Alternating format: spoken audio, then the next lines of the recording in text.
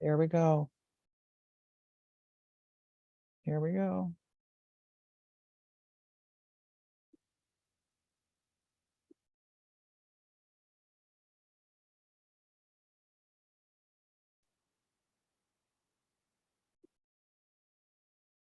Hello, folks.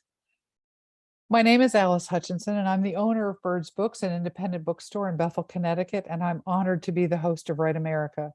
The aim of this series is to help set the country back on a corrective, productive course of freedom, justice, equality, and plain human kindness. Write America is a literary series created by author Roger Rosenblatt, featuring award-winning, nationally renowned authors and new and emerging writers in readings and conversations each week about how books and art might bridge the deep divisions in our nation. Write America celebrates the quiet power of art in our lives, the unifying power of the highest uses of language. In novels, stories, essays, and poems, we recognize one another as parts of the human family, one family. Roger Rosenblatt, the creator of Write America, puts it this way: writing makes justice desirable, evil intelligible, grief endurable, and love possible. So with that, I welcome you. And please join us every Monday evening at this time as many of the most beloved and distinguished writers in the country read from their works and talk to each other and with you in an effort to bring us together. If you missed our last episode with Edward Zwick, Paul Harding, and Hilma Wolitzer, you can go to Birds Books Write America page and link to the episode easily. I have put that link in the chat. Tonight's episode is also being recorded, so if you missed something, you can go back and rewatch on our Write America YouTube channel, which has a link right on our front page and in the chat. We are now hosting all of our episodes on Zoom, so all the recordings will reside on YouTube. Many of the early episodes are there already, and we will place this one there while I continue to move the earlier ones over. Tonight, we are hosting readings by and conversations with Lindsay Atkins and Wally Marzano-Lesnevich. I will return at the end after the readings and discussion to bring your questions and comments to the authors. During the episode, please feel free to make your comments or ask questions in the chat, but we do ask that you remain muted. Our first speaker we're going to actually have both speakers on at the same time because they're going to read a screenplay back and forth to each other and conduct their discussion. So I'm going to read both bios now, so excuse me if it takes a little bit longer, but our first Lindsay, I'm going to introduce first. So Lindsay Atkins graduated from the University of Hartford with a BA in English and a BFA in musical theater and moved from her home state of Massachusetts to New Jersey to work with Penguin Random House in New York City, where she spent over 5 years in publishing. She then earned her MFA in creative writing and literature from Stony Brook University in Southampton, where she taught creative writing courses to undergraduates. She's taught 7th grade language arts and currently works as a tutor, mentor, coach helping kids and teens grow as readers and writers. Her written work has appeared in Narrative, Electric Lit, Frontier Poetry, So to Speak Journal, Sugar House Review, the Southampton Review, Sequestrum, Type House Literary Magazine, Musée Journal, and others. She is a recipient of the Amy Award from Poets and Writers and the Phyllis B. Abrams Award in Poetry and the Fellowship for Martha's Vineyard Institute of Creative Writing. Wonderful, Lindsay. And our next speaker is Wally Marzano-Lesnevich. And Wally's debut feature, Almost Paris, which he wrote and starred in and produced, premiered at the Tribeca Film Festival. It received the Audience Choice Award at the Beaufort International Film Festival and Best Screenplay at the Golden Door Film Festival, among other awards. Amongst his forthcoming projects is The Problem with People, co-written with actor-comedian Paul Reiser, and currently in pre-production with Pull the Trigger Lit. Have Half Plus 7 co-written with Lindsay Atkins, which is in development at Angelina Pictures. Wally is a graduate of the BFA program at Mason Gross School of the Arts, Rutgers University. As a filmmaker and actor, his films have screened at numerous festivals. He also appears extensively on stage at a variety of regional playhouses and in New York City. And let's welcome both of them to the screen. Let me pull them up.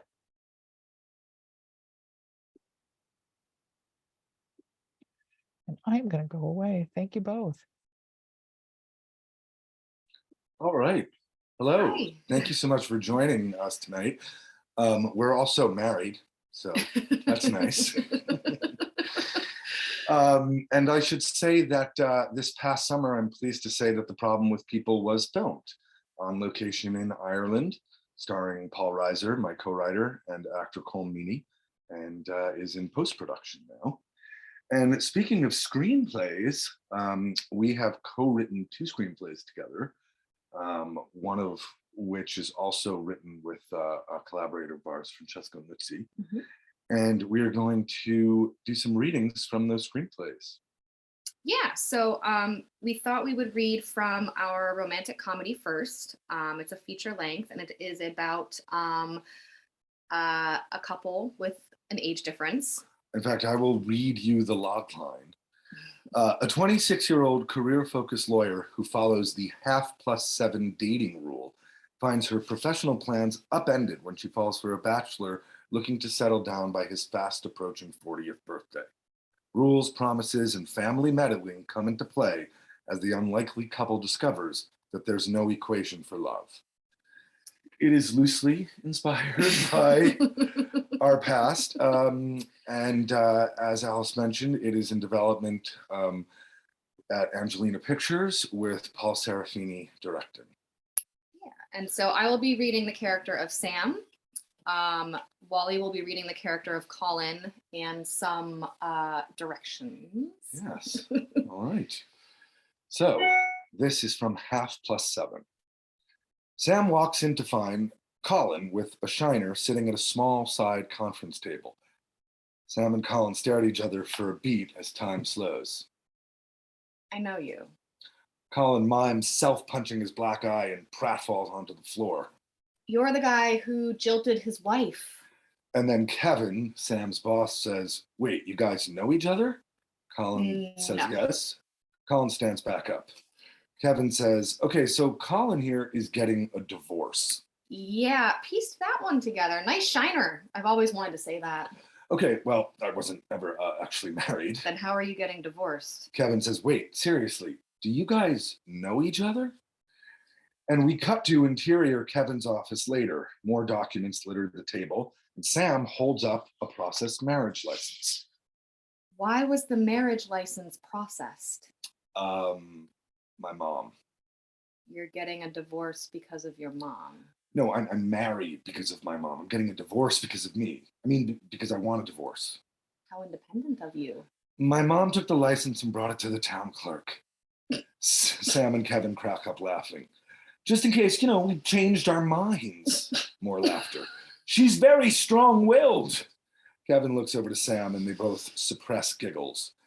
Kevin says, "Okay, Samantha's gonna fix this for you, right, Sam? I mean, she's a regular Michael Clayton over here." Who? You've never seen Michael Clayton? Sam, Netflix and chill. Excuse me? In a totally consensual, this is not harassment, cinema-focused way, of course. Okay, guys, I may be able to compel the state to annul the marriage since you were coerced and the prenup would be void. And the condo? Kevin says, "A woman scorned." Colin says, "Charlene kicked me out." Yes, as you've made abundantly clear, none of this was your fault. It wasn't. Yeah, it was your mother's. Wow. Divorced at 39. You're 39? Yeah, why? No reason, just surprised. And then how old did you think I was? I don't know, I hadn't thought about it. Listen, when you saw me at the restaurant, Well, Kevin says, "Wait, what restaurant? So you guys do know each other?" I didn't think oh, that guy's whatever age. I didn't think about it. Right, but just I don't know, regular, 20s or something. regular. What does that even mean? Not old, not 40. I'm not 40. Why? How old are you? Kevin says, "Colin, you don't have to answer that, Sam." I'll answer. I'm not having an age crisis. I'm not having an age crisis. As of last week, I'm 26. You're 26? And you're 40. I am not 40. Ring. Kevin's cell goes off. Kevin says, "Yeah? Shit? Okay, I'm coming." Kevin takes in Colin and Sam. Kevin leaves them by saying, let's keep this civil, all right? Couldn't handle a murder trial right now. We cut back to Sam's desk, and Sam looks over papers while Colin lingers in the doorframe. Okay, we'll see what we can do for you. Sam turns back to her papers, but Colin just stands there, unable to move. Do you need help with something else? Bankruptcy filing, child support, DUI, I'm gonna be 39 and divorced. or an old? You know, I saw you. I saw her punch you. Looked deserved. How is this supposed to make me feel better? I'm not trying to make you feel better. Why not? I'm your lawyer. But hey, look on the bright side. You're not 40. I'll be 40 in 6 months. I'm sure there are plenty of women looking for a 40-year-old annulled man with mommy issues. I don't have mommy issues. Do you think they are looking for that? No, not even a little, no. So you wouldn't like date someone like I have a boyfriend. No, I mean hypothetically. Oh, hypothetically? No. But don't feel bad. I have a rule, the half+7 rule. Have you heard of it? Yeah, don't date anyone younger than half your age plus 7. Right. And you're 39, which divided by 2 is 19 and a half. Plus 7 is 26 and a half, so List it by a half. More, really, since you're halfway to 40. huh. And if there wasn't a boyfriend, a rule, an annulment. There is, and there is, and there is. Any further questions? And this being a romantic comedy, I'm sure you know where the story is going.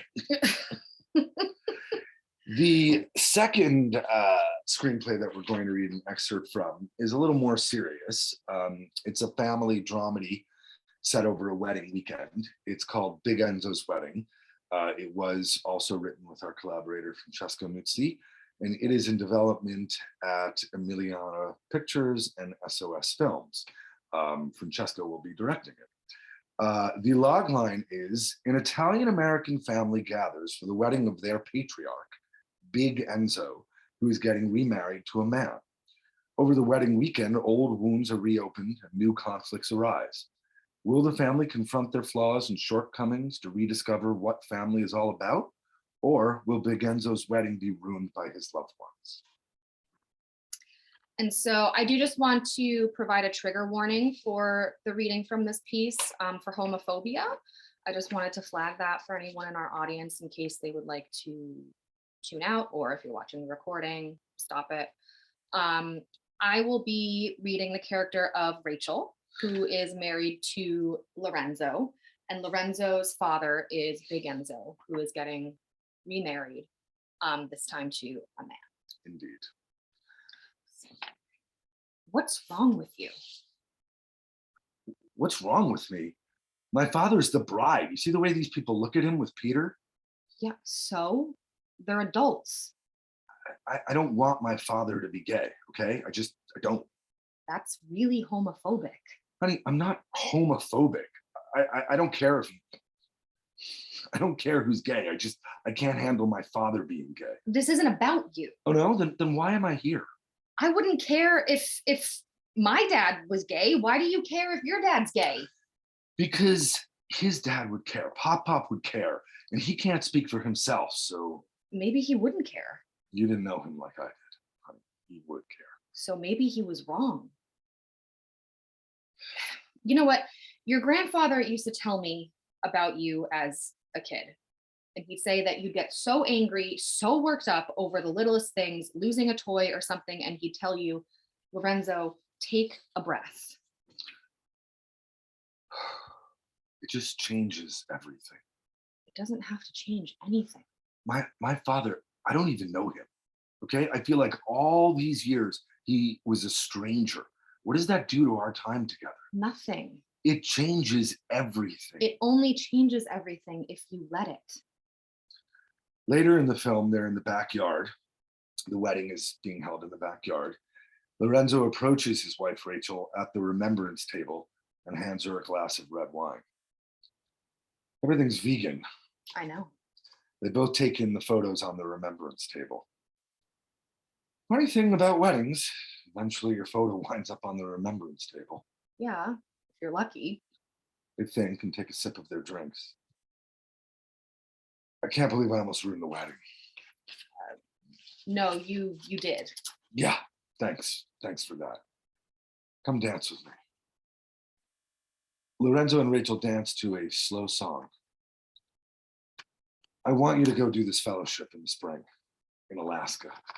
You have to. I'm proud of you. Rachel smiles. They continue to dance. And as that movie continues, spoiler alert, Lorenzo does do some growing and ultimately has his father and his father's new husband over to his Italian restaurant for dinner. So those projects are in development and hopefully will be being filmed in the forthcoming year, actually in 2023. Do we want to talk a little bit about what it's like to write screenplays as a married couple? I think we should. Yeah. Excellent. It's amazing, obviously. It's the best. Yeah, we're how do we start that? Well, what do you think are some of the like wonderful fun parts about writing with Great. your partner? Yeah. Well, a lot of these were worked on before we had a 2-year-old. We had a little more time. But the really fun part is putting on some music, maybe having a cup of tea or a glass of wine or whatever, and just being together. And, you know, for 5+7, we had a notebook, if you remember, that we put, it said on it, trust your crazy ideas. And we put it in on the kitchen table of the apartment we were living in at the time. And either one of us could write whatever we wanted to in there with no judgments. Right. And I think the fun part is collaborating, you know, seeing what ideas I come up with that you like, what ideas that are usually better that you come up with that I like. And then the ideas where, you know, neither of us like them. And those go by the wayside. Well, it's interesting, I think, working with your spouse or your partner or your romantic interest or whatever. I mean, I think a lot of the times in life, we kind of, I'm not saying this is good or bad. I don't think it's here or there, but, you know, we often, I think, separate like work, family, you know, and it's, I think a lot of the times you don't get to see like the work side of that's a good point. your partner, you know, and so it's interesting, you know, kind of seeing that side of them and fostering that like relationship that is like a part of the whole relationship, but like a it's a it's but funny. Please. Well, I was gonna say I was not a screenwriter initially. You were a screenwriter. Yes. I'm a poet, and I was sort of. Haven't you been on Write America as a poet before? Yes. Everyone should go look back on the YouTube channel for that episode. I don't do that too, but yeah, I was kind of roped in and I dragged you low to the most muckraking form of writing. It's been interesting, I think, well, because there's something obviously incredibly visual and momentary, I think, with poetry that is ephemeral. Would you say? Yeah, that is akin to film, I think, in that way. I mean, I think, you know, we always talk about, you and I, how like with a scene or anything, you want to like get in at the very last minute and like get out as soon. Get out as early as and I feel like a poem is very much like that too, to an extent. I mean, were you surprised when we first started doing it? I think some people who don't screenwrite are surprised. Not that everybody writes the same way, but certainly the way I do on the films that I've done without you too. We're big outliners. We're big, you know, note cards, outlines, drafts and drafts of outlines way before any dialogue ever creeps in. Did that surprise you when we started, or were you like, oh, this is the way it is? It didn't necessarily surprise me. It was interesting and I think very different for me because poetry is, you know, it's language. You want to get in the sandbox and start playing around with language. And so with film, you know, I mean, I feel like you sometimes even still have to tell me like, we're not there yet. Like, I just want to come up with like snappy, fun, like Well, things you to do say. come up with fun, snappy dialogue. And I always say that that's the whipped cream on the sundae. exactly. That's the painting on the house, the trim, and you have to build the house first. Right. And I mean, a lot of the times in film, you don't even need the exactly. dialogue. I just actually finished. We just finished the edit for a short film I directed in February. That I worked with a different collaborator, and it's amazing how much dialogue we took out. You know, and again, we had already written 20-something drafts and shot it, and then we took it out of the final product. Oh, Spin Cycle. We did a whole. Yes, we did. We did a short film together. That was made, and we played a bunch of festivals, and it's a silent short. It's all silent. Yeah. It was filmed in New Jersey, and really was made as an homage to the silent pictures that got their start in New Jersey. It also featured a husband and wife who were having a baby. We're just ripping things from our life. I guess I should say that my father is not remarried to a man. He's happily married to my mother. What do you think are some of the challenges of writing with your partner or spouse? Partner. I mean, I think you have to make sure, I think I'm pretty good at this, make sure like if we have a disagreement on something in the writing, that it doesn't come over into the other areas of our life. Or the opposite. Or the opposite. Yeah, well, that's very true. I mean, I think the challenge right now is raising a 2-year-old, like finding time to, you know, oftentimes by the end of the day, we're like, because we have another script, a Christmas movie that we've kind of worked on and off together. But at the end of the day, it's like, do you really want to think about a Christmas movie right now? You're with this person, too, right? Is what it is. That's what I mean. You're trying, I think, to find time to like be like partners together, to be parents together, to be and to still be married together, and like, not, finding those moments that aren't just parenting. Yeah. I say this as our daughter got up at 4 a.m. this morning. But I guess another question I was like, I have worked with plenty of other people on short films, on features, people more, accredited than me. I've written a feature alone. You've really never screenwrited with anybody else. Screenwrote. Screenwritten. No, and I've never done anything on my own either in terms of screenwriting. Right. Well, I've never. Which I have a couple ideas that I wanna delve into. I know, but you might be near, which I like. Yeah. But would you outline? Would you still outline? With you? Or no. Would you? On my own? Yeah. Yeah, for sure. The way of note cards and plot points and inciting incidents and everything. Yeah. Because I think that's just so. Oh, I think it's impossible without it. But I think in that medium. Yeah. But I'm sure people do it without. I'm sure they do. It's interesting you talked about language, because there is kind of I don't know if anybody else here is on what's called screenwriting Twitter, just Twitter, the part of Twitter that's all about screenwriting. But there is a raging debate. This is true, between the idea of like, are movies just mainly about ideas? Or do you need good language? You need the right phrase? Because truthfully, we just read from our screenplay. Most people, I read a lot of screenplays.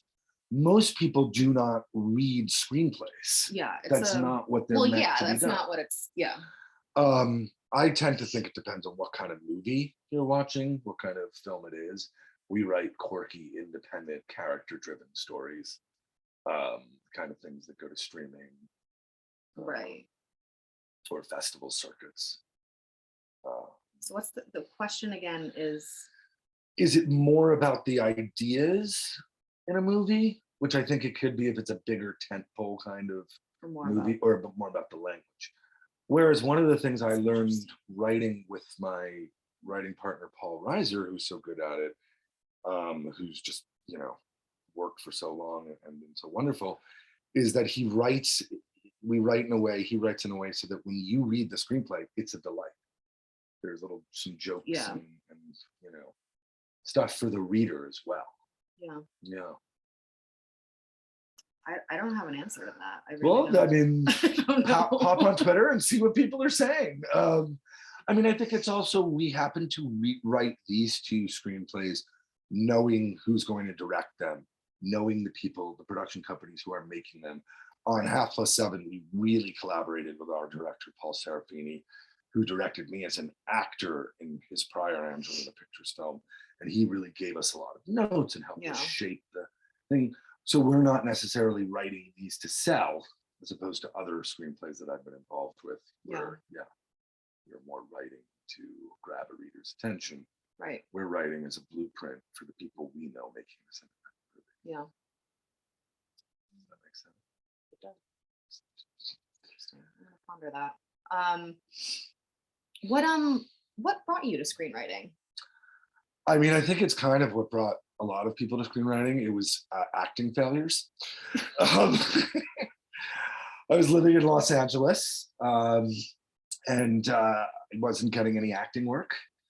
And I took my very first screenwriting class was with a wonderful man who's since passed, named Michael Clayton McCarthy at Improv Olympic, which at the time was on Hollywood Boulevard. And he had written on everything from CBS sitcoms to Sesame Street. And I was like, I'm not getting acting work. I've got to fill the time. And so then when we met, I'd made maybe a few shorts, but the summer before we met, I was doing plays for the Theater Workshop of Nantucket at night. I was doing 2 plays. And during the day, I was living in actors' housing on Nantucket Island. And I just had a lot of time. And so I started writing 2 screenplays, one of which ultimately became the film Almost Paris. The other one was never made, you know. I was writing both screenplays, and the woman who played my mother, a lovely actress named Ellie Cornell, she had done some film work, and I showed her both screenplays. She took the time very kindly to read both screenplays. And she said, one of them is really great, keep going, you can get this made. One of them, put in a drawer, never show anybody again. And she made the right call, so there we go. Yeah. I mean, you know, I still act now and then. I find it informs my work as a screenwriter. I love the idea of, there's a great old John Patrick Shanley quote, acting is directing, is writing, is living your life. Mm-hmm. It all feeds into it. What you started as a screenwriter, me.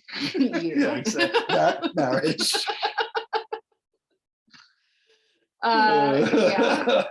Being interested in this guy, and it was like, well, this is a weird form of dating, but okay. Exactly. Well, we did meet doing a play. It's true. So we've always had the creative aspect of our life has always been part of our romance too. Yes. Yeah. Yes. No, it's true. Yeah. But yeah, no, I was drawn to it. I think I like the almost like puzzle aspect of it. Yes. The fact that like it is like, I don't want to say it's formulaic because I don't want to. I don't mean to like. I don't want to diminish it. That's not what I'm trying to say. I mean that, but there are certain. Like you need to build the house every time. Yeah, houses are built certain ways. Yeah, and I kind of like the puzzleness of it, like piecing it together, and figuring out like, okay, like we know this character has to get to like this point. How are we going to get the character there? Like what's going to make a fun, interesting way like, where the audience goes on for the ride. What's going to make them make this decision or this like sudden change of heart? Like it's interesting. I love the podcast, The Screenwriting Life, which is run by 2 wonderful women who have worked at Pixar and are screenwriters in their own right. And they talk a lot about, at the end with their guests, they talk about, it's kind of a debate. Do you enjoy writing? Do you enjoy screenwriting? Because I'm always like, this is interesting and fun and I like it a lot, but I'm also very happy to have written. Do you know what I mean? Yeah, no, I'm a big like process person. Yes, I think I like being in there and like figuring it out and like problem solving. because that's what it feels like to me. It Yes. feels like problem solving, and yeah, it gives my brain like something to chew on. Exactly. I like that. And then I come in. And I love to have written as well. That's also Sure. lovely, and like to be able to share it with people. That's great. I think you are very good at like taking those first big swings, and then I come in and I'm like, okay, here's the red pen. We're gonna get rid of that dialogue. I'm more of a whittler sometimes when you and I write together. Yes. Yeah. But I think you're also very adept at like laying the foundation Oh, thank you. in terms of like the plot and the structure. Right. 'Cause I think I would just like run away with dialogue and have Right. people like talking for hours. Those are certain like, kind of movies. They're usually more European movies. You need to go make movies in Europe. that's fine. Exactly. But no, because this is right America. Well, any other questions? I have a few. Exactly. No, I think Yeah. that can Yeah. conclude our discussion portion. And I definitely Yes. look forward to continuing. Oh, thank Yeah, exactly. As well as parenting and other parts of marriage.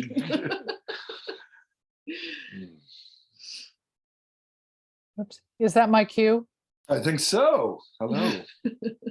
One of the questions that I have, since you brought up the fact that you have a toddler, have you gotten to the point, or are you considering adding your life experience with your toddler to your work? Yeah, I think we both are. Yeah. I think it's unavoidable almost. Like it it is. just I recently wrote on my own a spec half hour, like a pilot for a sitcom, and it's called My Old Man, and it's all about being an older dad and dealing with having a toddler as your back is constantly killing you and all those kind of things.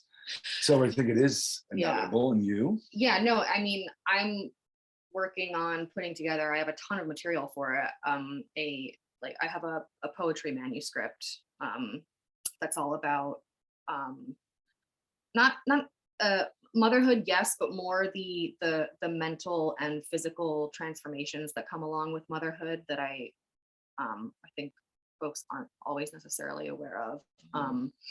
I think as was discussed when I read my poetry on this show last time, I had a difficult postpartum period. And so it was very helpful to me to be able to write through that and have poetry. And yeah, I have a lot of material that I'm pulling together for that. And I also have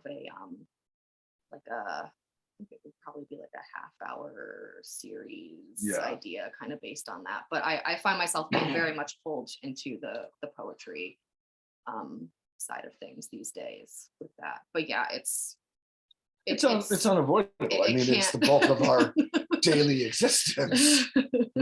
Sure. I just, from what you read, it's just a snippet, but I wanted to just ask the question because I hadn't seen evidence of it yet. No, yeah, this stuff was mainly started before toddlerhood. Yeah. And rewritten. I gathered that, but I just wanted to make sure she made it into the. Oh, absolutely. Oh, yes. And then maybe we'll do a feature about rearing a toddler nation, as I always call it. Have you all gone on any kind of research or literary pilgrimages that you would like to share with us, where you've had to do background in an interesting way or an interesting place? I have done that a few times. I did that for a play idea that is gestating and still kicking around. But a place that I love that I haven't been in a little while, though, is the Writers Guild Foundation Library in Los Angeles. It is a fabulous resource. And they do have a lot of online material as well to read screenplays, I love to read other material in the genre before I start writing, just to see how other people handled that particular thing. But yeah, I have done that in Boston.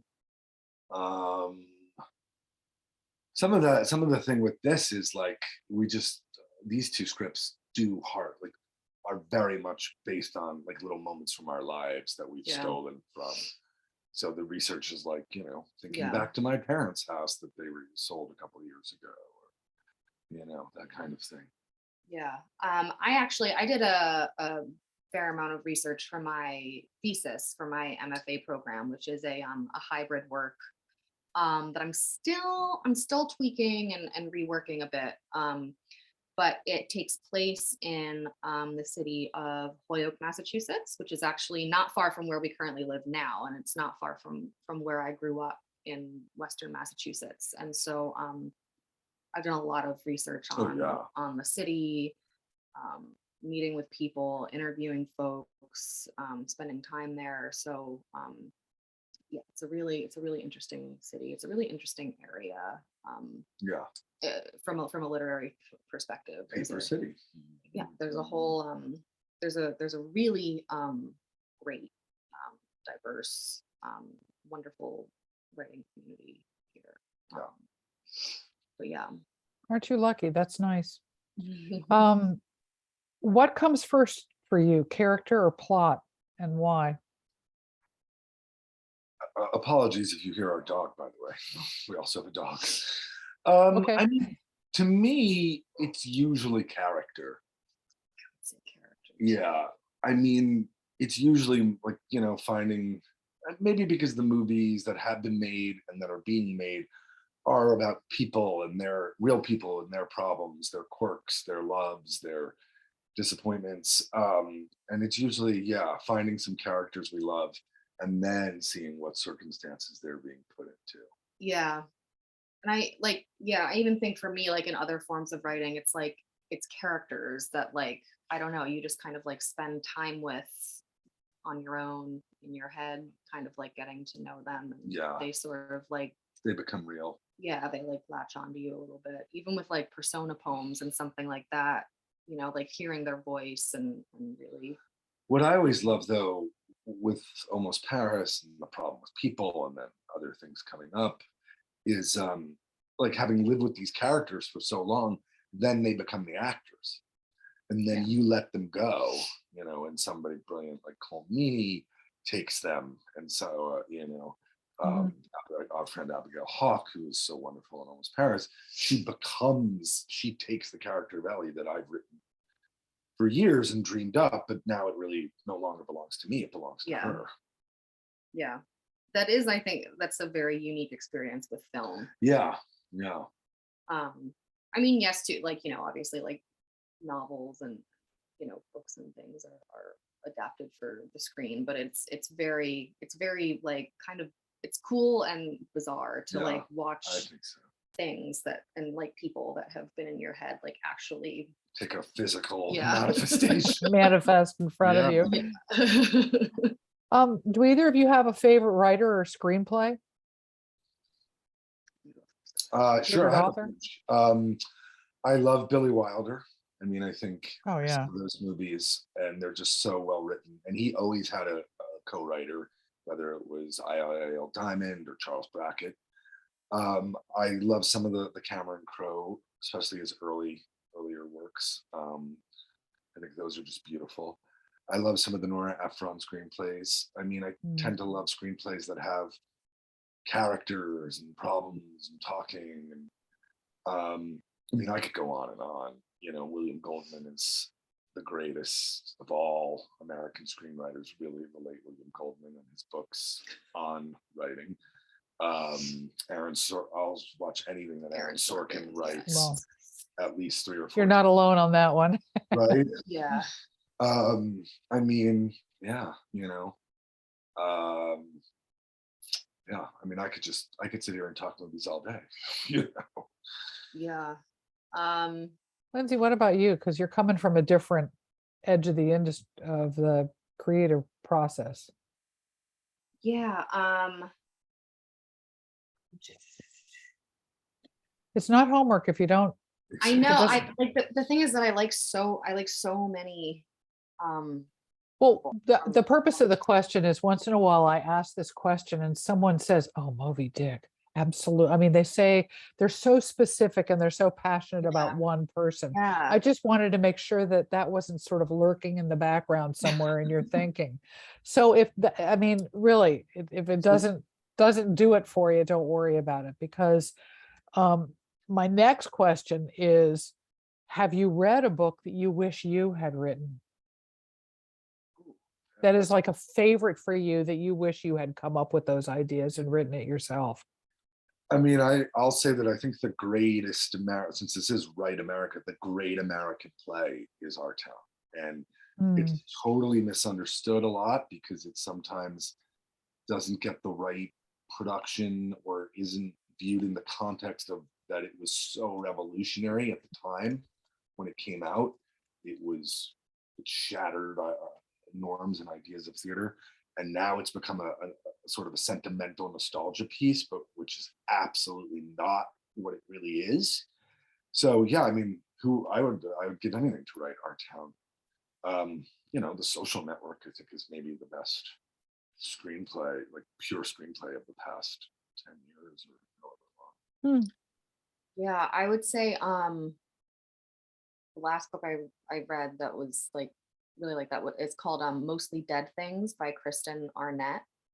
Um it's about this woman who lives in Florida, and her father commits suicide, and he was a taxidermist.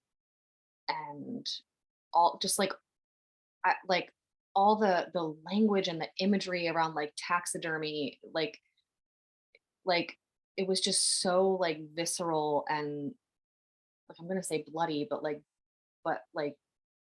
in like a good way. Like it was just so intricately woven and smart, and I just, yeah.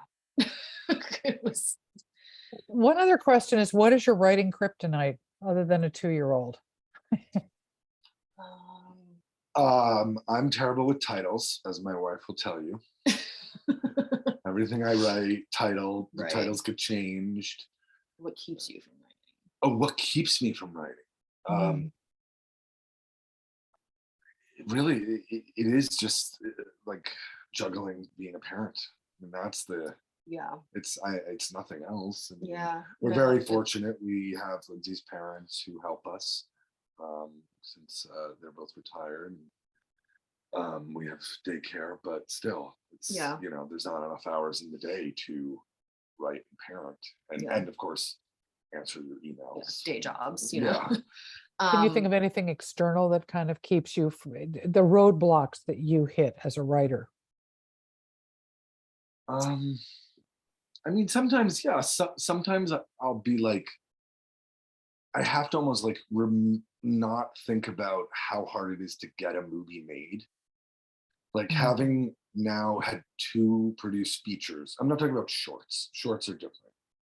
Like having 2 produced features and now having 2 features in development.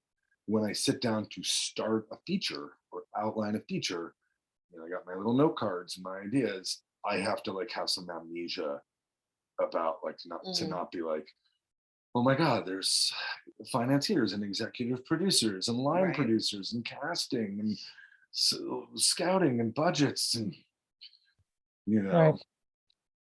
Yeah. Yeah, I think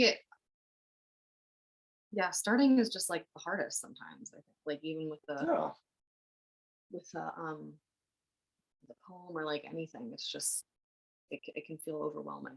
yeah. Especially if like you haven't done it in a little while, because like you've been busy with other things. It can be like, oh, like I'm really gonna like jump back into that right now.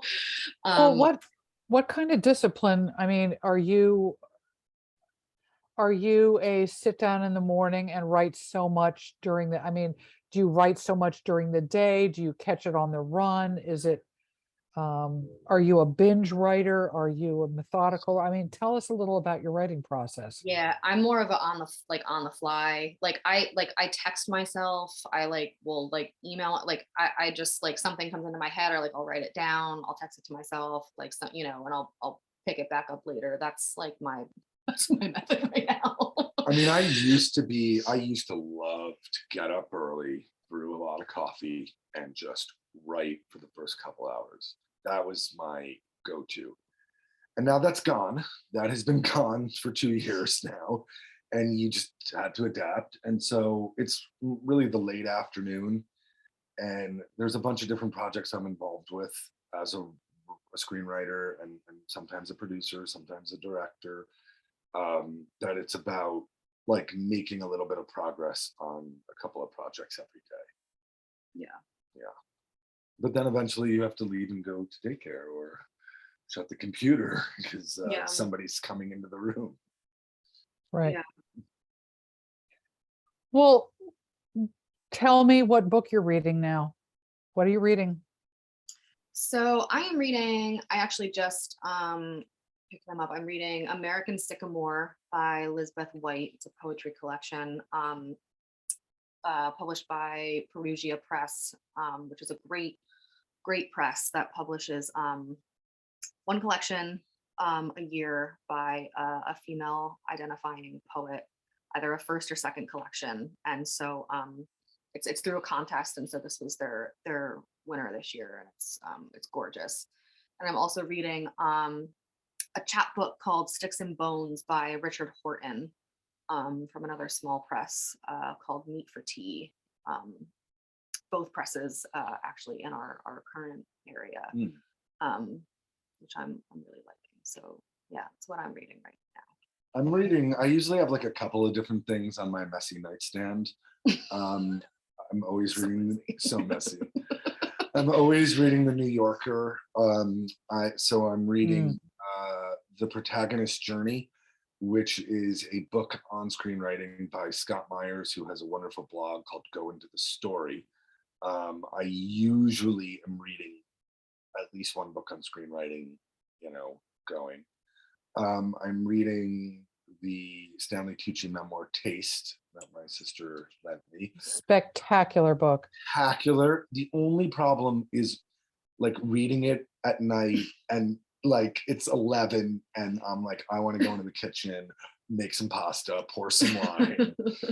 And then it may surprise, but I am kind of reading a little bit of a guilty pleasure. I'm reading the new Ellen Hildebrand collection of short stories because we go to Nantucket every summer, and my sister and I are reading them. And There's a reason they call her the Queen of the Beach this Read. is what I'm saying. And these are little stories that correlate to some of the novels she's written.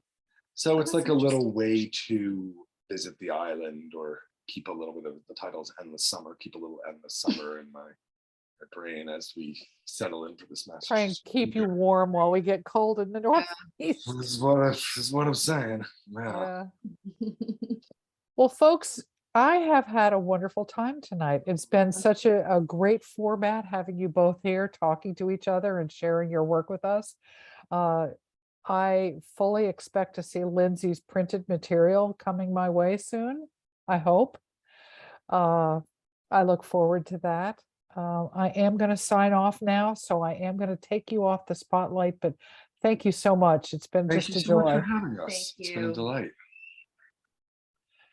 And I'd like to thank Lindsay and Wally for participating in Write America this evening, and to everyone who tuned in tonight. And thank you to Roger Rosenblatt for creating this original and important series to look forward to each Monday evening.